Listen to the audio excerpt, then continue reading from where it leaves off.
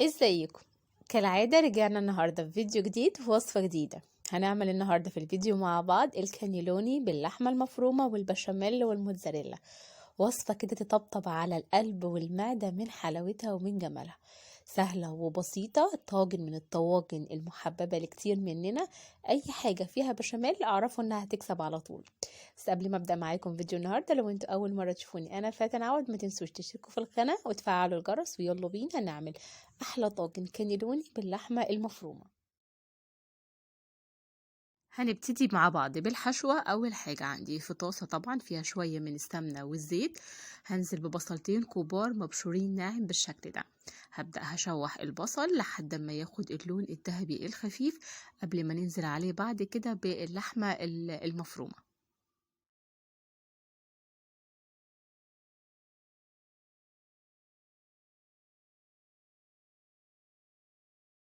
مجرد ما البصل اخد اللون الذهبي الشفاف، بعد كده هنزل عليه. عندي هنا ربع كيلو من اللحمة المفرومة، وهبدأ اقلب اللحمة مع البصل لحد ما تاخد لون ويتكرملوا كده ويدخلوا مع بعض.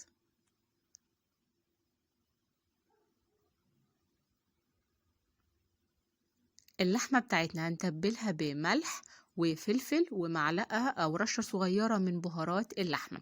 مش بحب اقول لكم زي ما قلت لكم قبل كده، مش بحب اكتر بهارات في اللحمة عشان ما تغطيش على الطعم بتاعها.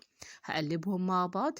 اخر حاجة هضيفها عليهم هي حبتين من الطماطم المبشورين ناعم او معلقتين كبار من الصلصة، وهسيبهم يتسبكوا على النار شوية. عايزة اللحمة دي يكون فيها زي صوص خفيف بالشكل ده.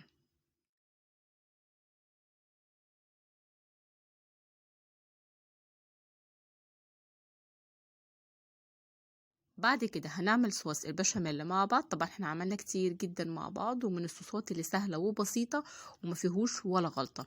نزلت هنا بأربع خمس مكعبات صغننين من الزبدة، وكمان نزلت بشوية من الزيت. مجرد ما الزبدة تسيح بالشكل ده، هنزل بمعلقتين كبار من الدقيق، وهبدأ هقلب الدقيق مع الزبدة والزيت لحد ما نشم ريحته وياخد لون خفيف جدا.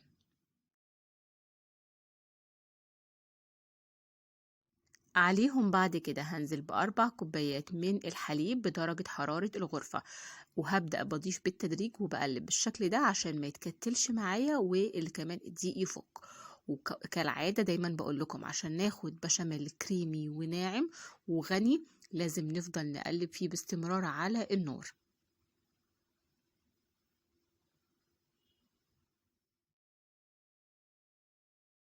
مجرد ما البشاميل بتاعنا خلاص بدأ يغلي وبقى جاهز، هنزل عليه برشة من الملح ورشة من الفلفل الأسود، وآخر حاجة رشة من جوز الطيب. طبعا دي اختياري لو انتوا مش حابين تستخدموها، بس أنا بضيف رشة صغيرة بتظبط طعم البشاميل جدا وبتدي تست كده حلو.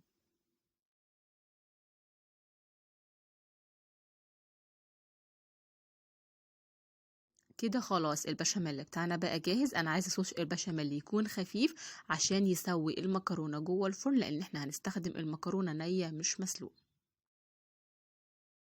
هي دي مكرونة الكانيلوني اللي احنا هنستخدمها. ده بيكون شكلها متوفرة في كل السوبر ماركت وسعرها مش غالي ابدا. ده احنا هنستخدمها زي ما قلت لكم نية بدون سلقة خالص.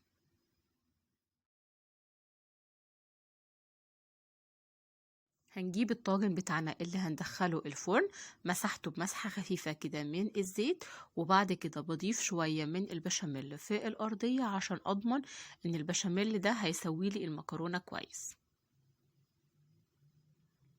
بعد كده اللحمة المتعصجة بتاعتنا بعد ما بردت بنجيب. دي أسهل طريقة ممكن تحشوا بيها الكانيلوني. طبعا في طرق كتيرة بالمعلقة أو طرق أو بالكيس الحلواني، بس دي أسهل طريقة إنكم بتحشوها بالشكل ده كأنكم بتحشوا المحشي بالظبط. ما بتاخدش معاكم وقت وبتنجز وسهلة وسريعة. كمان الوصفة دي من الوصفات الاقتصادية جدا. كمية اللحمة المفرومة ربع كيلو مع المكرونة الكانيلوني بتاعتنا هتعمل لكم 2 طاجن يشرفوكم في اي عزومة. كده خلاص احنا حشينا كل الكمية المكرونة بتاعتنا. هغرقها بعد كده على الوش بباقي صوص البشاميل لحد ما تتغطى من كل الجوانب، لان زي ما قلت لكم هو ده اللي هيسوي المكرونة. فلازم صوص البشاميل بتاعنا يكون خفيف. هنزل اخر حاجه طبعا، وبرده دي اختياريه، برشه من الجبنه الموتزاريلا، بس بتظبط الطعم كده بتاع الطاجن، وميكس الجبن طبعا معاه بيكون حلو جدا. دي كل الكميه اللي احنا عملناها، زي ما قلت لكم 2 طاجن كبير تحطوا على السفرة يشرفوكم في أي عزومة.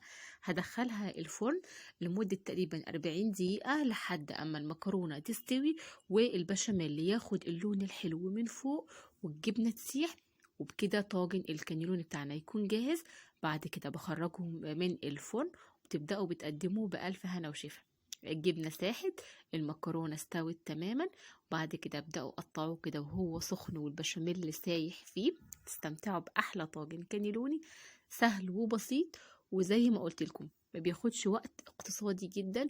عملنا 2 طاجن كبير من كمية صغيرة، وكمان طعمه حلو جدا جدا، وتغيير عن المكرونة البشاميل العادية اللي احنا اتعودنا عليها.